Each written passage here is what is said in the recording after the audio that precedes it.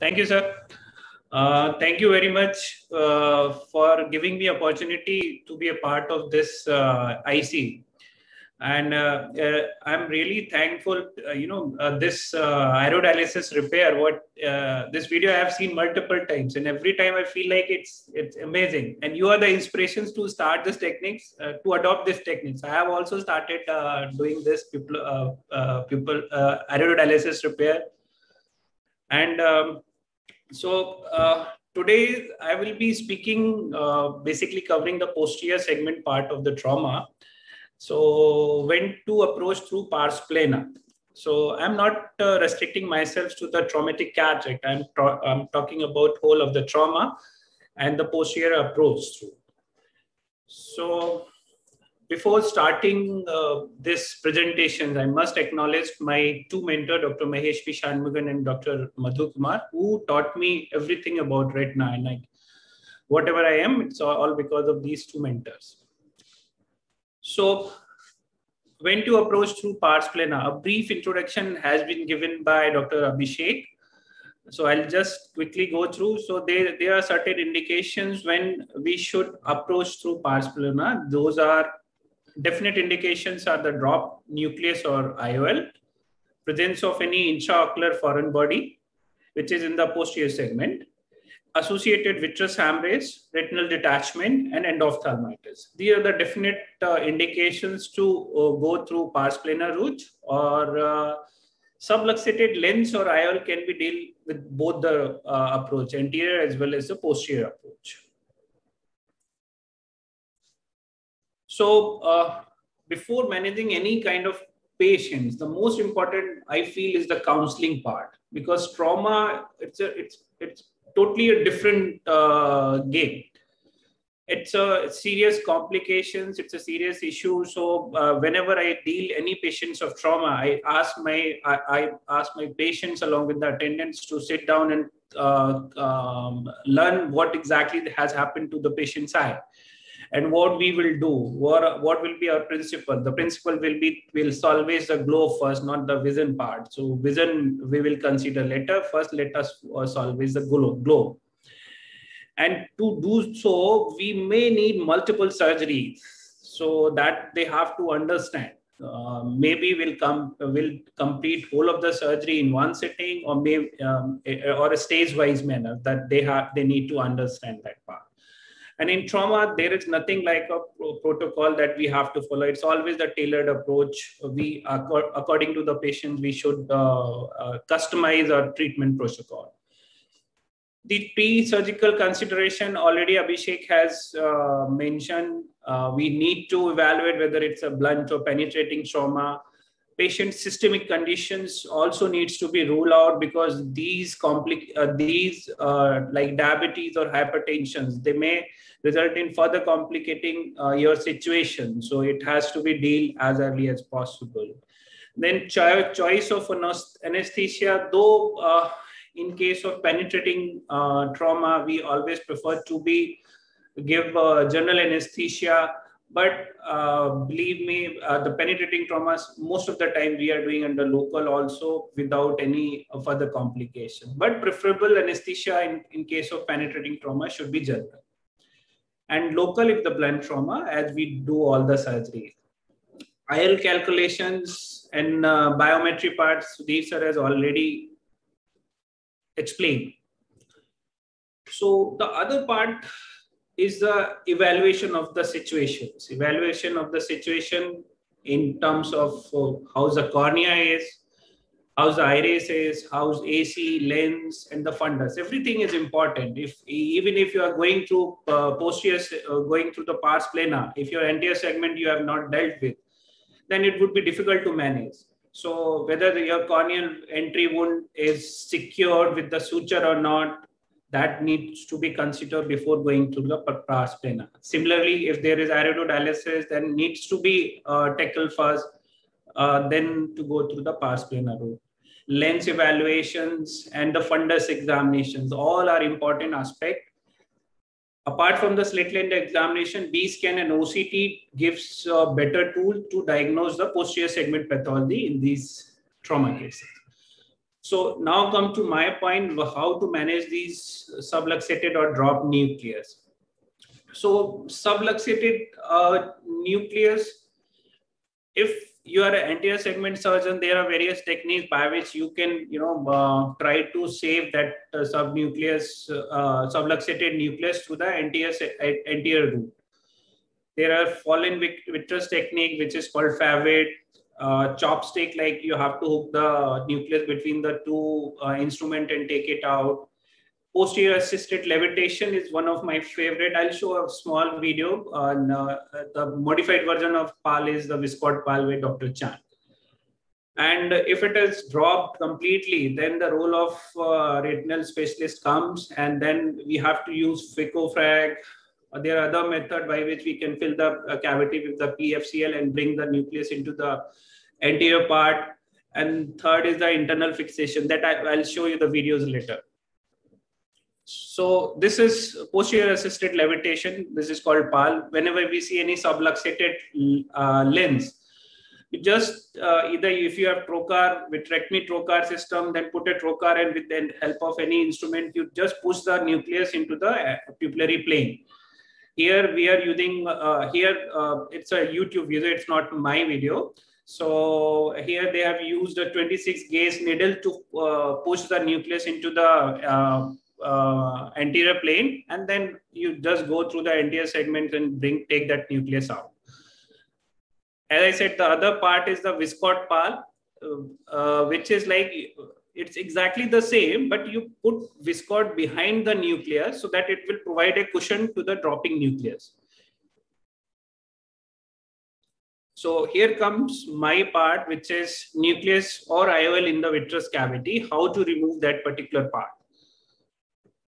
So whenever there is a subluxated lens or a dropped nucleus, so we try to remove the vitreous first, because we need to pull the nucleus up towards anterior plane. So if we are pulling, if vitreous is there, that will definitely result in a complications.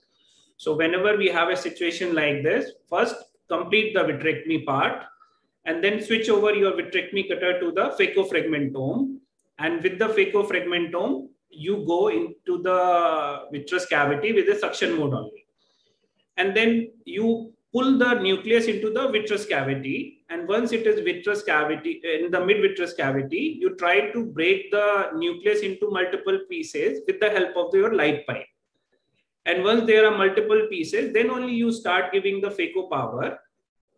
And then how you remove the nucleus. While doing this surgery, the most important part is using phaco power. Using phaco power, if you are near to the retina and you are using phaco power at that time, you may end up creating break or other complications like vitreous hemorrhage. So avoid using phaco power when you are near to the retina. Bring the nucleus into the mid-vitreous cavity, use the power, take help of your light pipe, which can feed your phaco probe, and you can remove the nucleus very easily, like the video is showing. So this is the last piece which is gone. Now the surgery is complete. So the second method by which we can remove the nucleus. So this was a case of trauma in which the nucleus was already down. Somebody has put the IOL, and IOL also went down. It was subluxating. So these kind of patients, similarly, first we need to clear the vitreous around the IOL, what we are doing, complete the vitrectomy. And when the vitrectomy is completed, then you start putting the PFCL into the vitreous cavity. Make sure you have to fill whole of the vitreous cavity with PFCL, which will bring all the nucleus or IOL into the pupillary plane. You can see the nucleus sitting over here in the pupillary plane. Then enter through the, make a scleral tunnel, make a sandwich of this nucleus into the vectis and a fish hook, and then you remove. So this is also a very simple way. If you do not have phaco-fragmentome, this is also a simple way to remove this.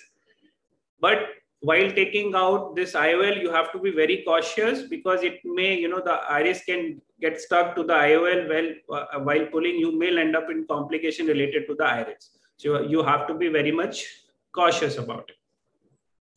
So this was the second way of treating this kind of nucleus drop. Third, if there is a trauma and a rigid IOL has been dropped. So there is a novel technique of internal fixation of that dropped PMMA IOL. In this technique, we do not need to take out the IOL. We fix internally itself.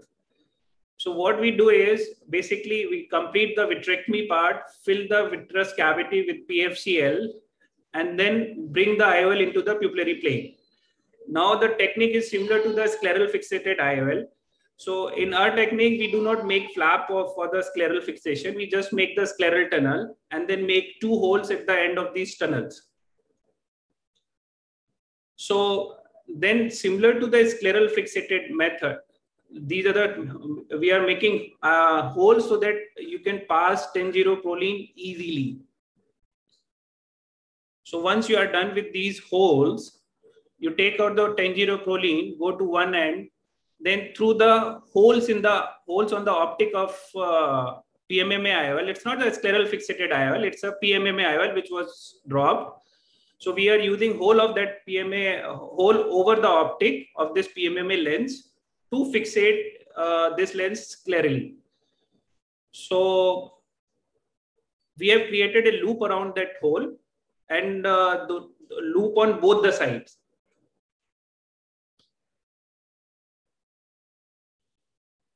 So this is a simple technique. You have to go make holes loop through with the help of these trocars. And once it is done, you have a nicely centered scleral fixation. The advantage of this technique is you don't have to take it out. Post of refractive errors are less. The cost of the IOL you can save. So that is a very good technique to make the IOLs available. So now we have seen how to remove the nucleus if it is dropped, it is in the vitreous cavity. I'll just go through the aphakia part, which after remains managing this nucleus drop. So most of these trauma patients, they don't have a good, they don't have a PC support. So mostly in those cases, we have to focus on this aspect. How's the iris support? Iris is good, support is good, iris support is bad. So if the iris support, iris tissue is good, I prefer to put the posterior iris pro lens. If iris support is not that much good, we prefer to put up a scleral fixated either PMMA lens or scleral fixated lens or multi-piece IOL. So this was a posterior iris glove. It's very easy initial learning curve, but it's a very nice quick method.